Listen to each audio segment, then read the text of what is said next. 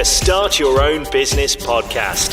Hear inspiring startup stories and get reliable expert advice on how to start your business and get off to the best possible start. Brought to you by Startup Donut, helping small businesses succeed. Hello, I'm Chloe Thomas, your host, and in this episode, we'll be looking at how to increase your open rates and boost your click-throughs. Yes, it's email marketing time. Email marketing expert Laura Hanlon of Birmingham-based agency Pink Leopard is here to help you take your email marketing to the next level. She's sharing her top email marketing tips for startups and small businesses, including how to grow your list, the technology you should be using, and what your content, what you're sending should be over the coming months. Now, before we meet our guest, do find out about the show's sponsors, Dell Technologies, and how their technology solutions could help your business to become more productive, efficient, secure, and successful. This series of the Start Your Own Business podcast is brought to you by Startup Donut in association with Dell Technologies. Did you know you can get even more out of Startup Donut with new exclusive benefits from Dell Technologies? Dell for Startups provides key solutions to help set up your startup for success, including exclusive member pricing and a dedicated technology advisor who will get to know the needs and goals of your business. Advisors will deliver customized, scalable solutions for rapid tech enablement with top business class PCs and accessories. Join now for valuable resources that will help your business get growing. Visit dell.com/UK startups to join today. It's time to meet our startup expert, Laura Hanlon. Hello, Laura. Hi. Thanks so much for having me. It's excellent to have you here to talk about a subject close to my heart and that can make a huge difference to a startup business's success. So let's start off with the why. In an age where social media marketing is so dominant and it seems to be all we ever hear about, is there still a place for email marketing in the marketing mix of a startup business? Yeah, 100%. And I think email is so underestimated. So it's important for a number of reasons. So first and foremost, it actually drives a much bigger return on investment than social media does. So for every dollar that you invest, this is a statistic, for every dollar that you invest, you generate $44 back. So that's far more than you kind of ever will do with social media marketing. And secondly, it's really important now more than ever to have an omni-channel approach. And when I say omni-channel, I mean to market across lots of different channels. So not just having a presence on social media, but also having a presence on email as well. Email, there's no better channel for retention marketing as there is with email. So while social media is really great for acquiring new customers, email is vital to be able to continue to market to those customers, to increase your lifetime value and to get them to keep purchasing from you, essentially. So I'd say, yeah, 100% it's to be added into your marketing mix. And the great thing about email as well is if we've got a good offer and we can get those email signups, we can use it for acquisition as well, can't we? If we're getting people to sign up to our list in the first place, we can now then convince them to buy for the first time. Yeah, absolutely. So that's where you would have your flows in place. So if somebody signs up to your email list, you can actually have a sequence of emails, say 5 emails that are triggered when somebody signs up to your list that essentially gives value, tells them more about your business and what it is that you have to offer, and just kind of educates them a little bit, really. And then hopefully they'll, convert into whichever way you want them to do, whether it's you're running a product business or a service business. So yeah, automated flows are vital to set up essentially for your business. Let's get into the nitty-gritty of how we take those first steps with the email marketing. So what sort of tools might we want to use? Because using our own Gmail or our own Outlook account is a bad idea, isn't it? Yeah, definitely. So yeah, there's lots of different tools, softwares on the market that you can use for your email marketing. So we definitely wouldn't say sending it from your own Gmail account or your own Hotmail account, because you need a CRM system essentially that's going to store all of your database and allow you to set up flows like I've just discussed, and also to send out emails to your entire list, whether that's on a weekly or monthly basis.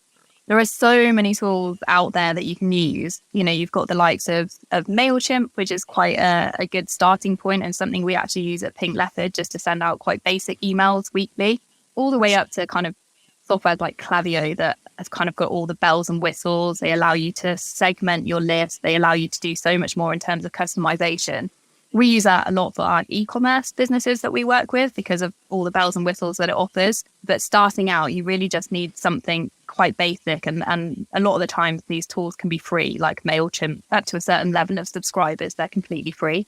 So definitely worth looking into what suits your business, really. It's got to suit your needs and your level of expertise when it comes to email marketing as well.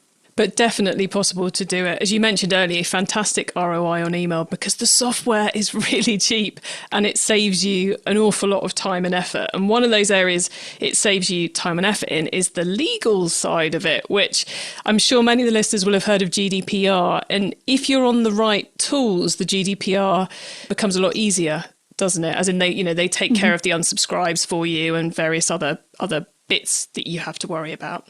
Yeah, absolutely. That's really important because I think with a lot of the tools, they won't let you email out to people who haven't subscribed in the first place, or the people that do unsubscribe. It's vital to make sure that people have subscribed to your list. B, that you're not just be careful if you're manually uploading people into your database because they do have to be subscribed. You might have to have an extra step that ensures that they subscribe if you are adding lists to your database. And also just never, ever send out an email without an unsubscription link. That's a definite no-no because people like to subscribe, but it's also, it happens to me all the time. It's so frustrating if you can't unsubscribe to an email that, you don't sometimes even remember subscribing to. But that's definitely imperative when it comes to the legal kind of side of email. And we both want to be making sure that people who are receiving our emails have signed up to them for the legal side of it, but also from the success of our email marketing. Because if people who haven't subscribed get our marketing, they can hit spam, and that can be bad for the rest of our email sending, can't it? Yeah, definitely. So you've got to, and that's, I guess a lot of that comes down to how people subscribe to your list, but also the content that you're sending out. Obviously, if somebody subscribed to your list, you want to make sure that you give them the information that they're wanting to receive. So that's really important, is making sure that you know your audience, you know who you're emailing to, and you know the kind of content that they want. And secondly is that you're not blasting an email every single day to absolutely everybody in your list. That's an absolute no-no because it harms your deliverability. It can go into spam and things like that. And also then it increases your unsubscription rate. So that definitely does more harm than it does good. And we've mentioned getting people subscribed to your list quite blithely. Many of the audience will go, but how do I do that? So let's cover off the online and the offline routes, because I think that's probably the two biggest ones people are using. So how would you go about getting people onto our list who are finding our business online? Getting people to just subscribe to your list. So you can have things like pop-up forms on your website, making it really easy and really clear on your homepage. There's an opt-in button for people to subscribe to your list, and making sure that you tell people, what it is that you're going to share with them. Secondly, you can add incentives to increase your subscription rate as well. So if you're a product company, like an e-commerce business, you might have 15% off. You'll see that a lot when you go onto different websites. But then if you're a service-based business, you might offer something like a free guide, like a free nutrition guide if you're a gym, and people can put in their email address and give you their details that way. You can also run promotions and competitions. So I would be mindful here of where you share this kind of information, because if you're running, say, paid traffic, Facebook ads to it, just be mindful of who you're targeting, because that can get a lot of spammy signups, but I have also seen it work really well too. But it's just to be mindful of that. And then in the offline sense, it's a bit more, weirdly, it's a bit more complicated getting email signups offline. So if someone's got, I don't know, a market stall or a restaurant, how would they go about capturing the email addresses of their customers?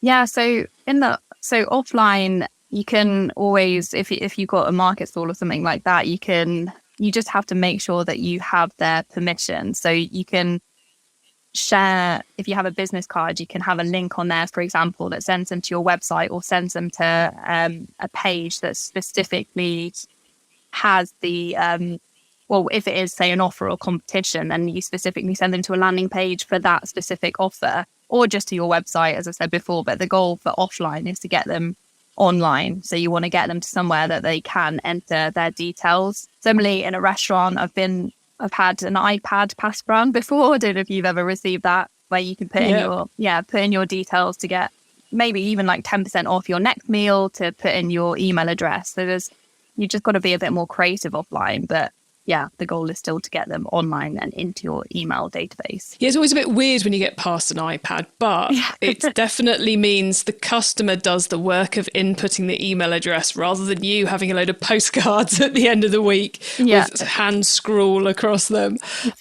Okay, so we've talked about getting those people on our list. We've talked about the type of tools we should be using, but of course, it doesn't really matter how many people we have on our list unless we're sending them good quality content. So for an early stage startup, how do they develop their sending strategy, their content strategy for email to make the best use of their time, but also to bring in those sales? A strategy, so it's really important that you understand exactly, you've got to define your goals of what you want your email marketing to do, essentially. So is it, again, if you're a product business, is it to generate more sales, or is it to get more people to your website? Do you just want to build a relationship if it's, a current customer base? So you really have to do that first in order for you to kind of build out your strategy.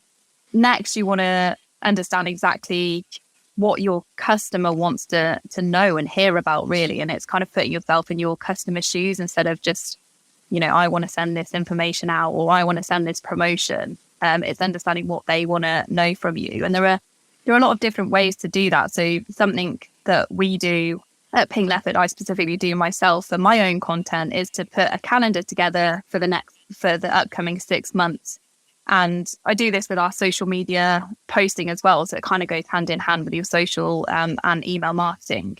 And I plot out once a week a subject or a topic. And the way that I get those is from either asking customers or noting down whenever we speak to customers or our clients, essentially questions that they might have, things that they ask the team on a regular basis. There are amazing tools like Answer the Public, where you can put in a topic. So I could put in a topic about email marketing if I wanted to tell my audience about email marketing, for example, and I can find a load of questions that people always ask and want to know.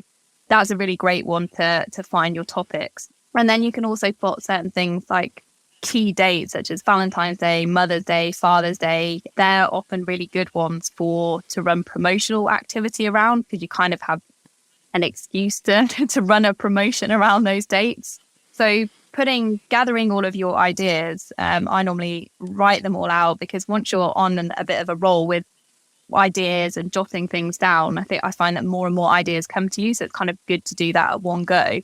Plot it in your calendar, and then once a week you've got that topic that you can then send out, the email. And then basically from there, you just have to understand and read the data and find what people enjoy and find what content they're engaging with. And then you can continue to build out a more robust calendar based off of that. And it's really important that we're not just sending promotional emails, isn't it? Especially with how marketing's changed over the last 12, 18 months. Mm-hmm. We need to be doing some story, some content, something a bit more than just, we're selling this, we're selling this, we're selling this, we've got a discount, we're selling this. Yeah, absolutely. There's definitely a need for promotional activity, of course, but I'd say sort of maybe 4 to 6 weeks. Some people say 6 weeks is a sweet spot for sending out kind of a promotion, or if it's an offer, or if you're running a big sale. then to do that sort of I'd say 4 to 6 weeks. And then the rest of the time you're giving them education, you're telling about your story, your brand, we're giving them whatever it is that they want to hear from you that's useful to them. That's really important. That's why they signed up to your list in the first place, not to be sold to. And you mentioned about spending that time coming up with lots of ideas, using the tools like Answer the Public to find the questions your customers actually want to have answered, because it's a great thing to be putting into your emails, and then spreading that out over 6 months so as you're not doing all of it in one go, because it's quite important not to put multiple things into one email, to keep it quite on message from the subject line right the way through. So it's a kind of like a single topic per email. Is that the right way to go at the moment? Yeah, definitely. I think keeping your emails concise, short and concise and to the point. Well, I say short, they don't necessarily have to be short, as it completely depends again on, your customer and what they want to hear. I signed up to a marketing expert myself, and I get his emails every single week, and some of them are really long form copy, which is fine because that's I enjoy, and I often read all the way through. But I think definitely starting out, I'd make sure that you keep to a single subject, you keep it really short, concise, and just get to the point of the message. So there you go, guys. You don't have to put all your ideas in the first email you send. Spread them out over time. And of course, once we're spreading those out over time, we can start to see what messages our audience are responding to. So what are the key metrics we should be looking at to assess our email marketing? Yeah, it's so important, as that's one of the beauties of email marketing, is the data that you can get back to understand the behavior of your audience, of your database. So I'd say the main metrics are the kind of basic ones, are your open rate and your click-through rates. And then the kind of next best metric really is depending on what your goals were. So if it was to drive traffic to your website, you can, or on a specific sort of landing page or something like that, you can see exactly how much traffic you sent to your website. Again, a lot of the work that we do is with e-commerce businesses. So a massive one there is on the revenue. So that's a vital kind of metric that we look at. But I'd say 100% is click-through rates and open rates, and understanding what the benchmarks are for your industry to see if you're performing above or below benchmark, to see where you can improve. And then, of course, the next time you sit down for that six monthly planning session, you can feed that in and do more of what they're liking and less of what they're not responding to so much. How many different content types is it worth us trialing, or are you seeing work? Because we've talked about the offer, we talked about the story, we've talked about answering a question. Are there any other content types that you're finding are working for people at the moment that we might want to chuck into that mix? So again, it really varies on each business, but we often find sending out blog articles work that obviously send people through to your website, which is a win-win because you're getting the traffic through to your site, but they are often they're longer form. So you can tell the shorter version in the email. And if someone's interested, they can obviously then click through and read the entire blog post. Also, we find, again, in the kind of fashion world, we find style guides what works really well and what's on trend. So I'd say predominantly, well, I guess they do fall under that kind of educational piece as well, but it does completely vary from business to business. So Laura, given it's so variable, depending on the customer and so forth, is it worth, having a second Gmail account where you sign up to some of your competitors or other people in your sector to look? Obviously, we're not going to copy them, but to get some ideas?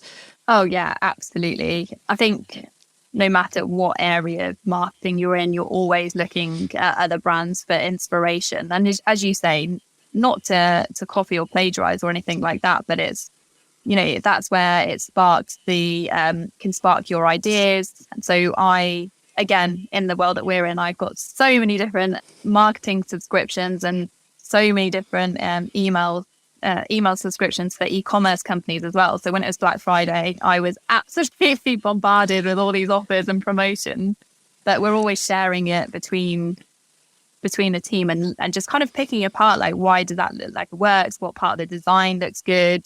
What made me click on the subject line? So yeah, definitely advise in your niche having a look at what competitors are doing, and even other brands that aren't competitors, because you can gain so many ideas from that too. Okay, I'm now going to ask you the most annoying question in email marketing, which is, how many emails should we send a week or a month to our customers? I thought that question was coming.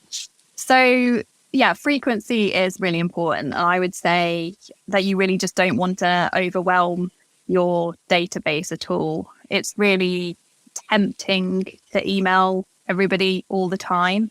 And again, annoying answer here, but it does depend, and it's definitely, you definitely need to get that feedback from the data. But I would say starting out, you could email once a week, potentially once a fortnight, and just get that data back to see, are your open rates good? Are your click rates good? Are you getting good engagement? And then if you are emailing out, say, once a week, and you find that, you know, people are liking and engaging with your content, that you can then, you know, up it potentially twice a week. But that does depend on your business. And if you have enough to talk about, and if you even want to be emailing out twice a week, I think the most important part with anything in marketing is that you're actually sending good quality content. And it's not necessarily, of course, the intricacies matter of what time of day should I send and how many should I send. It's like with Instagram, like how many times a day should I post and what time. But what really matters is that you're sending really good quality content that your database wants and will react to. And then, as I say, dig into the data and see. I actually saw a stat that very few people want to be emailed once a day, so less than 15%, although I thought that was actually quite a high number. I don't want to be emailed every day, but at least monthly and at least weekly were kind of the preferred numbers. So I'd say 100% start there. Yeah, and like you say, go after the data to see where it should be and factor into that how much time it takes you to do it. Because in startup land, it's always, where can my time be best spent? But you want to keep some regularity in your email marketing too. Now, Laura, we've left till the end one of the most important parts of email marketing, which is the subject line, probably the biggest driver of success in email. So have you got any tips for us on constructing good subject lines? Yeah, so of course the subject line is, well, the job of the subject line is to entice people in and to open your email. So without that, you kind of, nobody's seeing your content or performing the actions that you want them to. So it is really vital. But it's really, again, about thinking about your audience, thinking about what makes them tick, and using language that appeals to them. So there are also elements where you can try urgency. So you can try things like, it's your last chance to save 20% off, but you can also try things like curiosity. So have you seen our latest arrivals, or something that really piques their interest? So one of our clients we actually tested, he's the CEO, but he's also an influencer for his brand. It's a climbing brand. And we know that his audience absolutely loves everything that he does. He says jump, they say how high. So we tried, his name isn't Sean, but we'll just say Sean to protect his identity, that we put Sean's top picks, and we had a 70% open rate, which was wild compared to a 30% benchmark. But that was just because we knew that they loved everything about him, and we knew the audience so deeply. So I'd say really spend time thinking about your subject line, because it does matter. That took about an hour for us to kind of think and craft and put together. And I'm not saying you need to spend an hour thinking about every single one, but it is obviously the most vital element. But a couple of other things, I'd say keep it short and snappy as well. Make sure that they're optimized for mobile. So under 50 characters, because most people open emails on their phones. They want to make sure that they can read that entire subject line. And also make use of the preview. It's almost like a second step, and your chance to get somebody to really be interested in what you've got to say and to open your email. So, but again, key is to test the annoying 4-letter word of testing, but to see what really does work for you. And you'll gather that data, you'll gather the momentum and find subject lines that do work for you. Yeah, and no, congrats on that 70% open rate. That is Wow, that's humbling. It's phenomenal and it's humbling. Thank you. So, Laura, we've covered an awful lot in this episode. What is the key thing you want the listeners to take away from this as they start their email marketing journey? I think the key thing really is just to get started and just don't wait for everything to be perfect. Find the software that works for you. Some of the ones that we mentioned earlier, a free software if you're just starting out. Start to build your list in some of the ways that we discussed, and just start putting those topics together and emailing out just once a week. Just keep it short and simple, but just don't procrastinate. Ironically enough, with Pink Leopard, it was something that we kind of only just started this year with our email marketing journey, even though we do it for our clients. We're not so good at doing things for ourselves, but I started to use MailChimp. I just got my topics, as I'd said, shared with you earlier. And then just literally once a week, I've been sending out a short, simple email that's gathered momentum, and it's kind of been a game changer. So I definitely urge you to get started. Excellent. Yeah, that is it, isn't it? Until you start, you don't start actually learning either how to do it or what's going to be working. Well, look, Laura, before we say goodbye, could you please let the listeners know how they can find you and your business on the web, please? Yeah, sure. So you can find our website, which is www.pinkleopard.co.uk. Not to be confused with Pink Panther, as everybody calls us. And also we share lots of tips about email marketing and social media marketing, but on our channel on Instagram, Facebook, and also TikTok, which is just Pink Leopard. You'll find us there. And also my LinkedIn personally is Laura Hanlon. Feel free to connect with me there, and I'm happy to answer any questions that you have about email marketing in your business. Oh, what a wonderful offer. Thank you very much for that, Laura. And thank you so much for coming on and giving us the ins and outs of getting started with email marketing. It's been a pleasure chatting with you. So thank you. Yeah, thank you so much. It's been great being here. Loads of great advice there from Laura, an excellent guest. For me, the key points to take away if you're doing email for the first time are, first off, get some specialist email marketing software.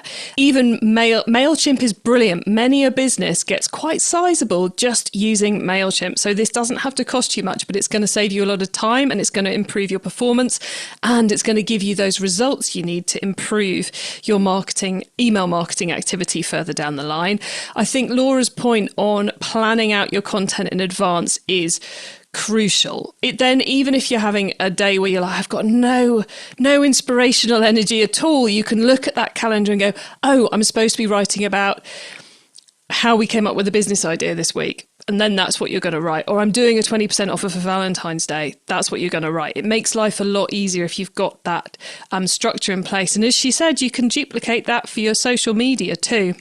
And then I think something which ran through the whole interview was how you can duplicate your marketing activity between channels. So she talked about duplicating the content calendar for your email and your social media, and about reusing your blog content for your emails. And of course, as you create the emails, over time, you can reuse them again and send them out again when you find the ones that work. Maybe with a couple of tweaks, but you can maybe just changing the subject line, but you can send them out again. So there's lots of ways to create kind of economies of scale with this activity. We covered a lot of ground, so to help you, you can find the summary notes for the episode and links to more free resources by visiting startupdonut.co.uk/podcast, and that's donut spelt DONUT. This whole series exists to help you complete key tasks and negotiate challenges when setting up and growing your new business. So next up, we're going to be covering high growth businesses and how to scale them. So if you're looking to grow your new business fast, super fast, you really must listen to our next episode. If you're enjoying the whole series, picking up valuable tips, please spread the word to others you know who are setting up a business or thinking about it. Be sure to sign up to the Donut Weekly newsletter for free startup news, advice, and special offers to help your new business succeed. You will find the newsletter sign up at www.startupdonut.co.uk/newsletters. Thank you to Dell Technologies for making this whole series possible, and don't forget to join the Dell for Startups program for more exclusive benefits and valuable resources. Details coming up now. Did you know you can get even more out of Startup Donut with new exclusive benefits from Dell Technologies? Dell for Startups provides key solutions to help set up your startup for success, including exclusive member pricing and a dedicated technology advisor who will get to know the needs and goals of your business. Advisors will deliver customized, scalable solutions for rapid tech enablement with top business class PCs and accessories. Join now for valuable resources that will help your business get growing.